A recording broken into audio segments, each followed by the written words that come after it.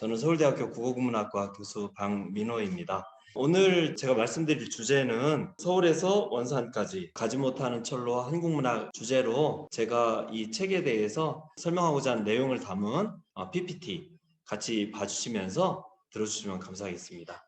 바야흐로 지금 남북한의 상황이 좋지는 않습니다만 제가 생각할 때는 한반도가 이제 그 바야흐로 통일 국면으로 접어들었다고 생각을 하고 있습니다. 해방 이후에 한국 문학을 어떻게 시기 구분해야 될까라는 문제를 조금 고민하면서 그런 생각을 했었습니다. 6.25 전쟁 이후에 한국 문학과 북한 문학으로 양분돼서 이어져 왔죠. 이 한국 현대문학을 어떻게 시기 구분할 것인가라고 했을 때 1950년대 문학이다, 60년대 문학이다, 70년대 문학이다 이렇게 10년기로 나누어서 설명하는 것을 많이 볼 수가 있죠. 근데 저는 그게 왠지 좀 만족스럽지가 않았어요. 이제 이런 생각을 했죠. 지금까지 전부 전후 체제를 우리가 살고 있고 정전협정 체제가 끝나지 않았기 때문에 지금까지 전부 전후문학이다. 또 북한문학의 세계가 연구의 시야 속에 들어오지 않을 수가 없다고 생각을 하게 됐고 그런 시대를 어떻게 준비할 것인가 라고 생각하면서 제가 생각한 것이 바로 가지 못하는 철로 경원선과 경의선이라는 두 개의 철로를 중심으로 해서 단절된 어떤 그 역사나 전통, 풍습 또는 어떤 인식 이런 것들을 한번 이어보는 그런 것도 하나의 준비 과정이 될 수 있겠다 생각을 한 것이에요. 저는 그래서 이 통일시대를 준비하는 어떤 북한 문학 연구 또는 북한을 매개로 한 문학 연구의 축을 두 가지로 삼고 있는데 하나는 이렇게 경원선, 경의선이라는 철로를 중심으로 해서 북한 지역과 문학을 보는 것 이게 하나고요. 또 하나는 그 철로를 따라가면서 중요한 그 고장들이 있습니다. 문학의 중요한 공간들이 있는데 그 공간들을 중심으로 해서 그 북한 문학, 역사 전통을 탐구해 보는 것입니다. 그래서 하나는 철로를 매개로 하고 하나는 그 각각의 고장을 매개로 해서 북한과 북한 문학을 보자 하는 것입니다. 그래서 그런 두 가지 갈래로 나갈 것으로 제가 상정하고 있는 그 중에 첫 번째 갈래, 철로를 중심으로 해서 북한과 북한 문학을 보자. 그것을 저는 경원선과 경의선이 매우 중요하다고 보는데 그 첫 번째 시도로서 경원선 생각을 한 것이죠. 근데 여기 이제 경원선이다 하면 어디서부터 어디까지냐라는 것을 또 궁금해하시는 분도 계실 거라고 생각을 해서 노랗게 동그라미 쳐져 있는 경성이라는 한자 보이시죠? 서울입니다. 지금 이 경성과 원산을 잇는 철도 이게 경원선입니다. 이렇게 쭉 올라가는데 이 지도 공부가 상당히 중요합니다. 그래서 어디로 가게 되냐면 경성을 출발해서 용산을 거쳐서 주요역만 말씀드리겠습니다. 왕십리라고 보이시죠? 그리고 쭉 올라갑니다. 올라가다 보면 지금 전철 1호선 역 같은 지명들이 나타나죠. 청량리, 동경성이라고 했습니다. 그리고 창동이라는 역도 나타나잖아요. 의정부도 있죠. 아마 보이실 겁니다. 그리고 올라가면 이제 생소한 지명들이 나오게 됩니다. 동두천은 우리가 잘 알고 있죠. 의정부와 동두천은 잘 알고 있고 그러면서 올라가다가 붉은 글씨로 철원이라고 돼 있지 않습니까? 철원이 경원선에 굉장히 중요한 곳입니다. 검은색으로 지선이 나와 있죠. 이렇게 지선이 나와 있는 걸 볼 수 있는데 금강산선입니다. 금강산선. 금강산선이 개발되기 전에는 사람들이 경원선을 타고서 원산까지 갔습니다. 원산에서 장전항이라고 하는 항구로 배를 타고 가서 거기서 해금강을 통해서 외금강을 통해서 금강산 구경을 했었는데 철원역에서 내금강으로 가는 철로가 개발되면서부터는 용로로에서 내금강으로부터 시작되는 관광이 시작되기 때문에 철원이 아주 중요하다는 것을 볼 수 있고요. 그 다음에 월정리가 또 바로 옆에 있습니다. 월정리는 이 철원, 월정리 그 다음에 조금 올라가면 이 월정리를 지나면 지금 휴전선 이북의 북한 땅입니다. 근데 바로 평강이라고 보이시죠?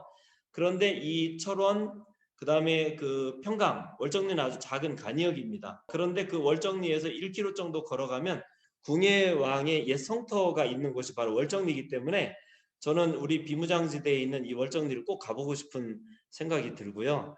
그런데 이 철원, 월정리를 포함한 철원 그 다음에 평강, 그리고 이 지도에는 없는 김화라고 해서 요 세 지역을 연결하는 삼각형 6.25 전쟁 중에 철의 삼각지대입니다. 그래서 그것을 쟁취하기 위해서 이 중공군 인민군과 국군 연합군 사이에 엄청난 그 전투가 벌어졌던 곳인데 이것은 일제시대 때 지도인데 6.25 전쟁 직후에 이 철원과 평강과 김화 이런 전쟁의 흔적들 아주 중요합니다. 그래서 평강을 지나서 쭉 올라가면 삼방이라고 하는 아주 중요한 폭포 협곡이 있는 곳이 나오고요. 그다음에 서광사라고 해서 이태조와 관련이 있는 또 유서 깊은 절이 나오고 안변을 지나서 원산 가기 전에 갈마반도 여기 갈마반도라고 원산에 중요하게 이렇게 삐져나온 반도가 갈마반도인데 그 갈마역을 지나서 원산역에 이르게 됩니다. 그럼 경원선은 언제 만들어진 역이냐? 1914년에 개통이 됐어요. 그리고 여기서 잘 아셔야 되는 게 서울보다 원산이 상당히 위도가 높죠. 그러니까 원산을 가기 위해서는 동쪽으로만 가는 게 아니라 북쪽으로도 가야 되기 때문에 동북쪽으로 가는 것입니다. 요거를 잘 기억해 두세요. 동북쪽으로 간다라고 하는 거. 그런데 1914년에 완공이 됐는데 11년에 이제 구간이 완공이 됐으니까 한일합병 직후에 바로 착공을 해서 14년에 완공됐으니까 사람들은 이렇게 생각할 수 있어요. 야, 철로라고 하는 것은 역시 일본이 갖다 준 것이구나. 그래서 철로가 상징하는 바가 뭡니까? 근대화를 상징한다고 많이 얘기하잖아요. 이렇게 철로를 건설한 게 조선 총독부니까 일본이 갖다 준 거 아니냐, 결국 근대화라는 것은. 바로 그런 걸로부터 식민지 근대화론이라고 하는 것이 합리화되는 측면이 저는 있다고 생각을 하는데, 그런데 제가 피상적으로나마 살펴본 이 경원선 그리고 경의선의 건설 과정의 연원을 살펴보면 그런 것이 아니라는 것을 알 수가 있어요. 뭐냐면 경원선에 대해서 기획한 것은 말이에요. 한일합방 전이에요. 그럼 언제 했느냐 하면 대한제국 시절에 이미 철로의 필요성 같은 것을 그 조선 정부의 힘으로 건설하려고 하던 노력이 구한말에 있었습니다. 러일 전쟁을 거치면서 그 국권을 상실하고 남의 지배를 받게 되는 그 과정 속에서 조선 정부의 그 권리를 강제로 빼앗아서 그렇게 해서 자기들이 군사용으로 철도를 짓고 경의선의 역사가 시작되는 거거든요. 그래서 이 철로 역사를 잘 알면 일제가 우리한테 근대화를 거저 가져다 준 것이 아니고 우리가 자립적으로 근대화를 이룩하려던 그 계획을 그 의지를 분쇄당하면서 그것이 왜곡되는 과정으로서 철로가 존재한다는 것을 잘 아셔야 된다는, 이게 굉장히 중요합니다. 32개역이라고 돼 있는데 사실 34개역입니다. 저한테는 이제 익숙해졌지만 여러분들께는 이 지명이 익숙하지만은 않을 것이고, 특히 아까 말씀드렸던 것처럼 철원 월정리 지나서부터는 이북 땅입니다. 지금 북한 땅인 거죠. 그래서 한 번씩 입속에서 되뇌어 보시는 것도 참 좋다. 경의선에 대해서는 1905년부터 우리 권리를 뺏어서 해나가는 걸 볼 수 있다는 것이고요. 경의선에 대해서는 그냥 넘어가 보겠습니다. 이 철로를 통한 것과 함께 철로와 북한 지역학을 연결하는 연구가 필요하다고 저는 생각을 하고 있고요. 연구를 하다 보니까 적어도 5개 정도는 꼭 해야 되겠다. 그게 첫째는 원산학입니다. 이 책에 보면 이 경원선의 마지막이죠. 원산이야말로 한국 현대문학과 밀접한 연관이 있어요. 1950년 6.25 전쟁 때 이 원산에서 원산고등학교 1학년생과 3학년생이었던 두 청년이 12월 10일경쯤에 그 미군 함정을 타고 원산철수라는 게 있습니다. 국제시장을 보면 왜 흥남철수 나오죠? 그 흥남철수로부터 한 열흘 전쯤에 그 원산철수라는 흥남철수보다는 조금 작은 철수작전이 있었는데 그때 그 배에 두 사람이 타고 있었습니다. 그게 누구냐면 고3생이었던 이호철 그리고 고1생이었던 최인훈이 이 배를 똑같은 배를 타고 부산에서 남한에서의 삶을 시작하게 됐고요. 이호철이라는 작가 아주 중요하죠. 소심이라는 작품, 그리고 서울은 만원이다라는 작품으로 아주 중요한 이호철이라는 작가, 그리고 최인호는 뭐 광장의 작가니까 더할 나위가 없죠. 그래서 이분들의 기억이 여기 담겨 있고, 그리고 문학의 산실입니다. 이게 원산 굉장히 중요합니다, 여러분. 그 다음에 개성은 말이에요. 특이한 게 해방 직후에는 38선으로 원래 미군, 소련군 이렇게 진주했었잖아요. 그때는 38선 이남이었어요. 근데 지금은 어디가 됐죠? 지금 휴전선 이북이 됐어요. 근데 거기에 작가가 누굽니까? 박완서가 바로 개성 출신의 개풍군 출신의 작가예요. 그러니까 이 개성은 또 고려왕조의 도읍지 아닙니까? 정말로 중요한 곳이죠. 그리고 1930년대 35년 6년 이 무렵에는 특히 작가 최만식이 이 개성에 머물면서 중요한 작품들을 썼습니다. 탕류와 태평천하를 여기서 썼어요. 개성학이라는 게 저는 중요하다고 생각하고요. 그 다음에 아니 경의선인데 왜 해주로 삐져가지고 해주학이냐 이렇게 이제 말씀하실 텐데, 경의선은 이제 개성을 거쳐서 평양을 거쳐서 신의주로 올라가는 것인데, 개성 바로 위에 그 토평인가 토성역이라는 게 있습니다, 여러분. 그 토성에서 황해선이라고 해서 말이죠, 한 가닥 지선이 이렇게 삐져나와 가지고 해주까지 이어지는 지선이 있어요. 이 지선을 따라서 사람들은 거기로, 특히 작가 이상이 백천온천을 간다 하는, 거기 가서 왜 금홍을 만나는 얘기 아주 유명하잖아요.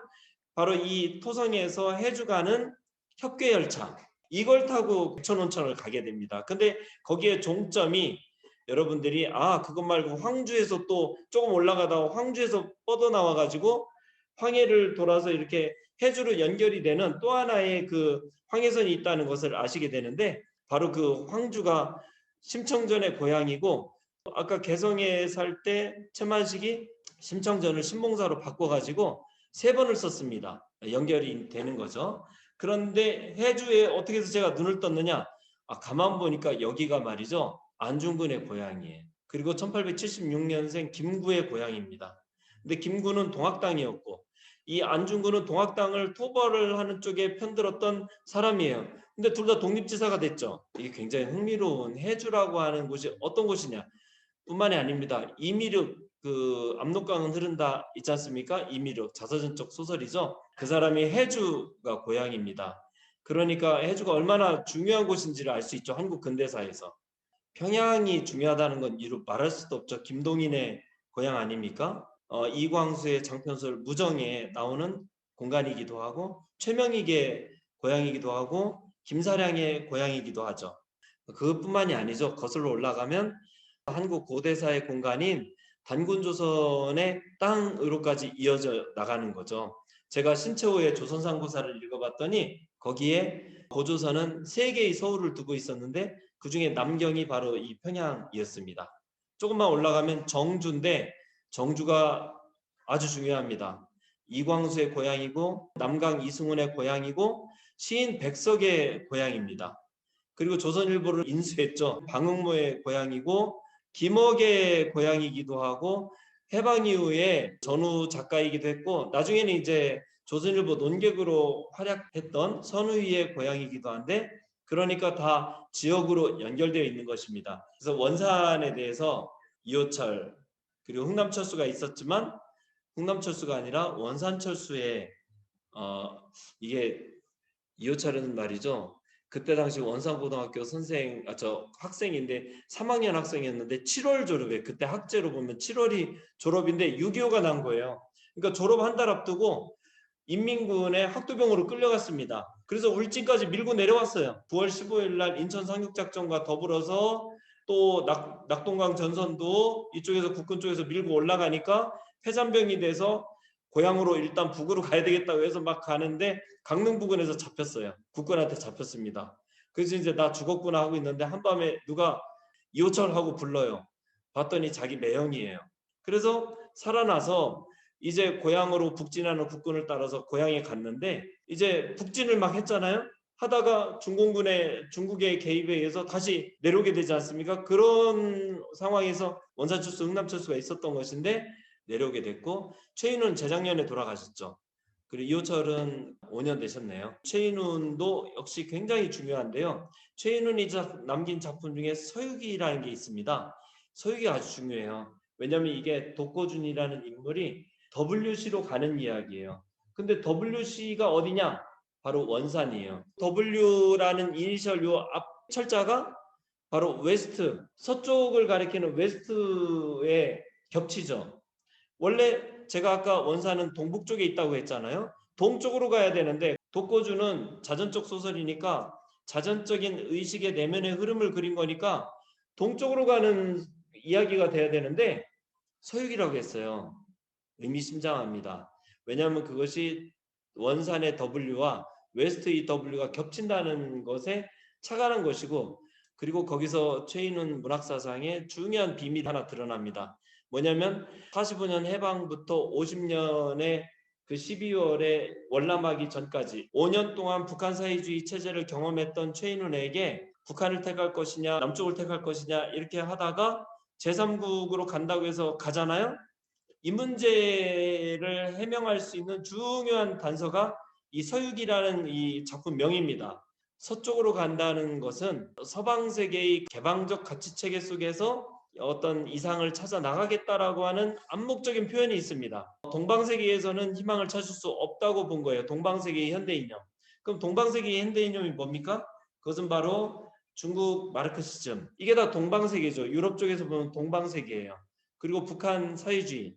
이거 전부 동방 마르크시즘에서는 희망을 찾지 않겠다라고 하는, 그것이 바로 서쪽으로 가서 삼장법사가 천축국에 가서 서쪽으로 가서 깨달음의 경전을 구해오는 이야기가 원래 서유기 아닙니까? 바로 그것처럼 깨달음을 구하는데 어디로 가서 구해야 되느냐? 서방세계 쪽에 어떤 사유의 자유 속에 있다라고 최인우는 생각했던 거죠. 한국 근대문학의 개척자처럼 이해되는 이광수, 좀 이따 나올 것이기 때문에 잘 그 기억에 담아두시기 바랍니다. 그리고 6.25 전쟁 중에 이제 1950년 10월경에 세상을 떠난 것으로 알려져 있죠.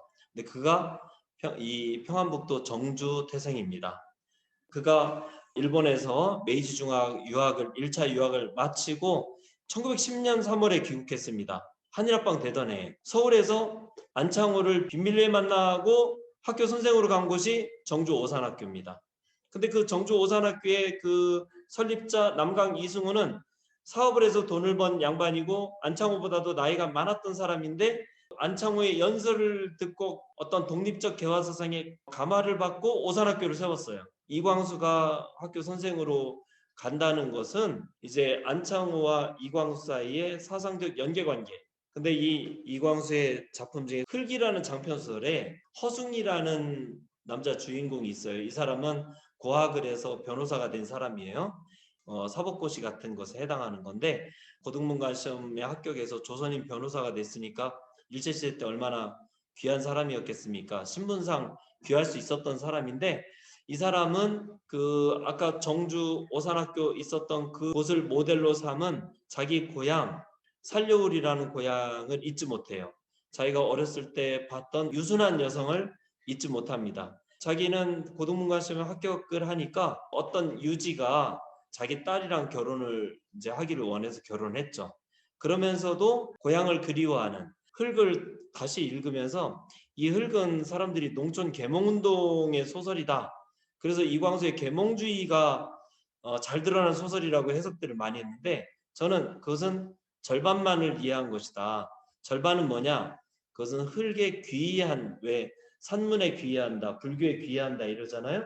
어떤 대도시에 나가서 근대학문으로서 근대제도에 적응하는 데 성공했을 수도 있었던 허숭이라는 인물이 거기서 영혼의 안식을 얻지 못하고 고향에 가서 안식을 얻는 문제가, 계몽이라는 문제가 겹쳐져 있습니다.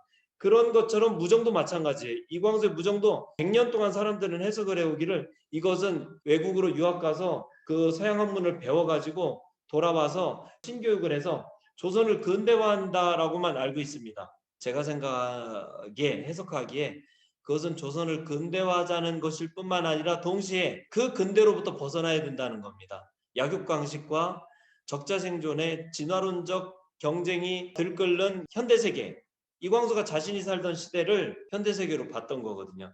그 현대세계로부터 벗어나는 게 바로 무정세계에서 벗어난다는 것입니다. 이광수에게는 근대화뿐만 아니라 탈근대화의 의제가 있었습니다. 안창호나 김구와 같은, 신채호와 같은 자기보다 10여 년 선배들이 가지고 있었던 아주 순연한 유정사상으로부터는 많이 비틀어진 것이죠. 왜냐하면 그는 한일합방 이후에 활동했던 지식인이기 때문에 체제 내적인 삶을 살아갈 수밖에 없었어요. 그렇기 때문에 그의 유정사상은 비틀어지긴 했지만, 그러나 거기에는 그의 선배들, 자주적 독립운동을 꿈꾸었던, 그 독립국가를 꿈꾸었던 그 선배들의 이상주의가 꼬리처럼 이렇게 흔적기관처럼 담겨져 있는 것입니다. 그런데 그 흙에 이제 허숭을 질투하던 갑진이라는 남자애가 있는데, 그런데 그 갑진이 나중에는 또 개과천선합니다. 그래서 나도 허숭처럼 농촌 세계를 읽어야 되겠다 해서 가는 곳이 건물랑입니다. 그래서 건물랑이 거기에 작중의 말미에 등장하기 때문에 재미가 있습니다. 김소월이 또 정주의 고향이고 백석도 고향이고. 앞으로 돌아가서 이제 철원에 주목해 봅시다. 철원. 저는 이 철원을 굉장히 좋아하게 됐어요. 그런데 이 철원이라는 곳은 작가 이태준의 원래 고향이죠. 정말 철원은 중요합니다. 첫째는 철원은 궁예, 아까 말씀드렸던 궁예. 궁예는 여러 가지 설이 있습니다만 통일신라의 말기에 그 헌강왕이라는 왕의 서자로 알려져 있죠. 근데 마치 오이디푸스 설화처럼 얘가 나라를 뭐 해할 것이라는 그런 것을 받고 이걸 죽이라고 하니까 유모가 몰래 빼돌리고, 그런 중에 한쪽 눈을 잘못됐다고 하는, 그래서 애꾸는 외눈 왕이라고 하는 이제 궁예왕이 됐는데, 나중에 자기 출생의 비밀을 알고 승려가 되었다가 승려로서는 이제 살아갈 수가 없는 거죠. 그래서 양길이라는 파벌의 휘하에 들어갔다가 나중에 이제 이 철원 쪽으로 해서 나라를 열게 되는 거죠. 처음에는 제가 기억하기로는 조선상고사에 나오는 얘기가 마진이라고 해서 마한, 진한, 변한하는 그 마진입니다. 그래서 이 역사를 거슬러 올라가면 이 마진이란 이름 안에는 단군조선까지 거슬러 올라가는 유구한 역사에 대한 인식이 담겨져 있다는 것을 알 수가 있어요. 궁예는 나중에 아주 그 관심법이라든가 이런 것으로 포악한 정치를 하는 바람에 민심을 잃고 결국 자기 휘하에 있었던 왕건에 의해서 모반을 당해서 나중에 쫓겨가서 이제 비참한 죽음을 당하게 되는데, 이 철원 근방에 철원이라든지 평강이라든지 삼방이라든지 이런 데에 가면 궁예의 설화가 남아 있습니다. 그러니까 경원선은 궁예의 땅입니다.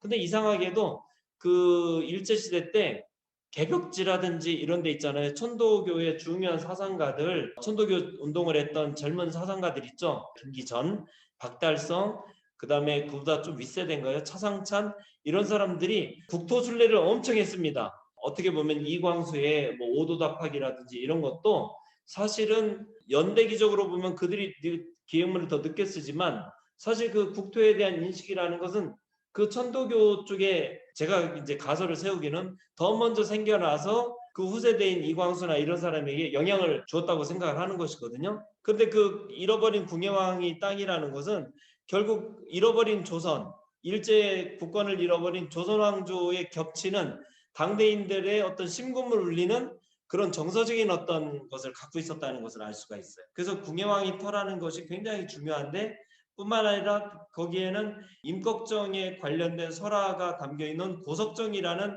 정자가 있는 관광지화 되어 있죠. 근데 거기에 임꺽정은 원래 경기도 양주 사람인데 천민으로 태어나서 이제 자기 뭔가를 실현할 수 없게 되자 여기 철원 근방에 숨어 살면서 함경도 쪽에서 실어 나르는 세금 이게 갈취해가지고 말하자면 살아갔던 거죠. 그리고 토벌꾼이 들어오면 지형이 이제 험난하고 뭐 이런데 또 신출 귀몰했다고 해요. 그래서 변신술에 능했습니다. 물고기로 변신해가지고 숨었어요. 거기에 꺽지라는 물고기로 변신해 숨어서 피하기도 했다고 하고, 거기 임꺽정에 석굴이 있었다라고 하는 보석정이라는 곳도 있어서 여기는 그 궁예왕으로부터 임꺽정에 이르는 역사와 설화의 고장이다라는 게 가장 중요하고요. 그리고 경원선이 이렇게 쭉 있지만 여기에 없는 표시되어 있지 않은 역이 하나 있답니다. 그게 뭐냐면 백마고지역이에요. 백마고지역. 근데 백마고지역이라는 건 어디서 나온 말이에요? 6.25 전쟁 중에 백마고지 전투에서 나온 말입니다. 아까 천리삼각지를 둘러싼 치열한 전투에 대해서 말씀드렸죠? 그리고 백마고지를 둘러싼, 그래서 제가 이제 거기를 가봤어요. 이것은 경원선 원래 없었던 새로 생긴 역입니다. 6.25 전쟁이 만든 역이에요. 그리고 세 번째가 아까 말씀드렸던 금강산으로 가는 교차점이다 라고 하는 것도 아주 중요합니다. 그래서 모든 금강산 기행문에 철원이 등장할 수밖에 없다는 것을 한번 말씀드려 봅니다. 그래서 월정리에 가면 그 궁예왕의 예터만 남아있고 석등이 하나 남아있는데 단 하나에 남아있는 흔적이라고 그러죠. 여기 검불랑이라고 있죠. 검불랑이라고 있고 올라가는데 삼방이라고 하는 곳도 아주 재미있습니다. 삼방은 옛날에 폭포가 있었고 약수가 아주 유명합니다. 삼방 협곡이 대단한 아름다움을 가진 곳이라고 해요. 여기 이제 월정리 이후 평강부터 이 원산까지를 강원선이라고 부르거든요.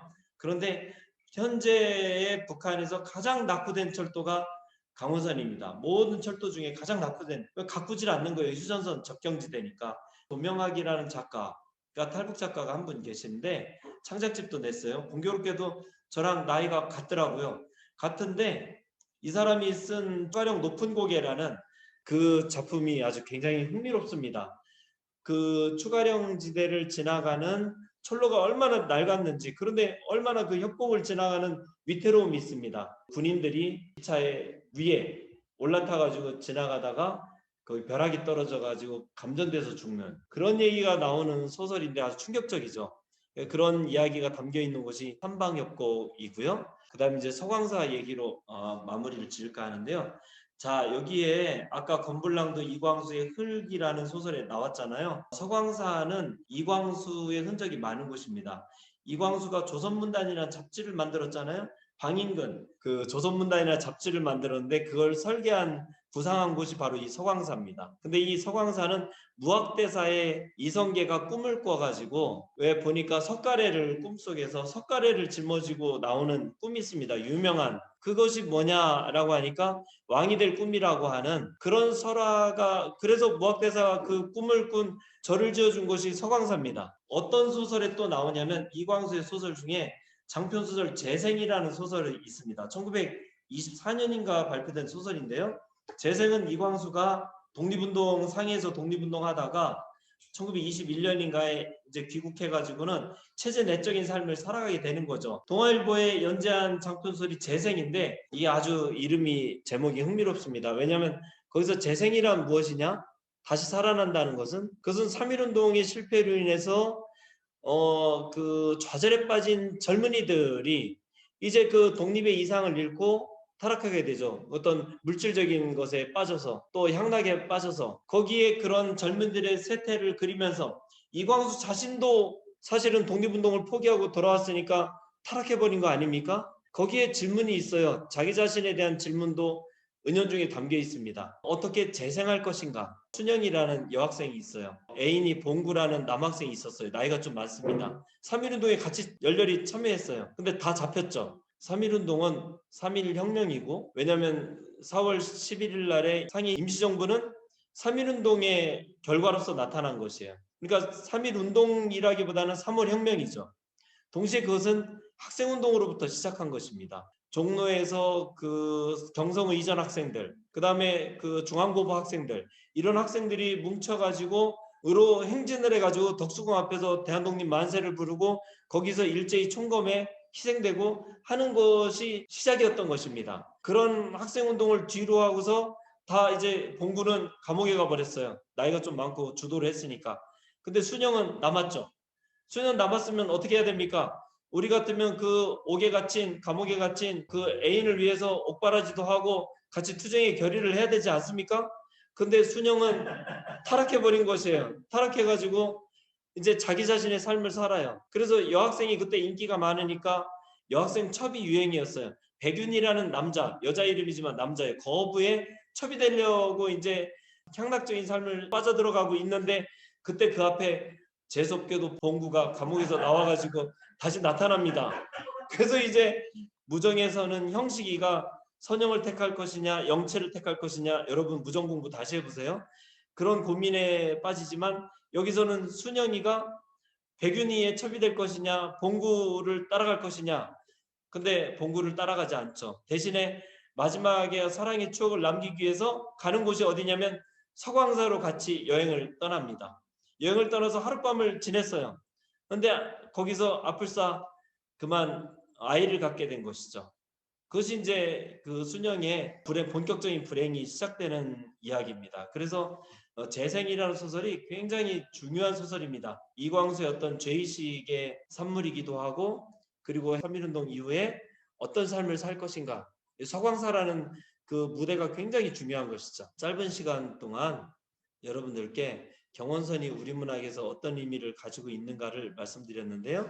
이 기억과 기록과 그리고 작품들, 이제 바야흐로 다시 새롭게 연구되고, 또 이것이 현재의 북한 문학, 북한에 대한 연구, 그리고 앞으로 미래의 어떤 단절된 세계를 잇는, 두 세계를 잇는 그런 가교가 돼야 된다는 것이 저의 이 책을 썼던 하나의 그 문제의식이다 라고 한다면 그렇게 말씀드릴 수 있겠습니다. 여러분들께 조금이라도 대화가, 의사가 전달되는 그런 만남이었기를 바랍니다. 여러분 감사합니다.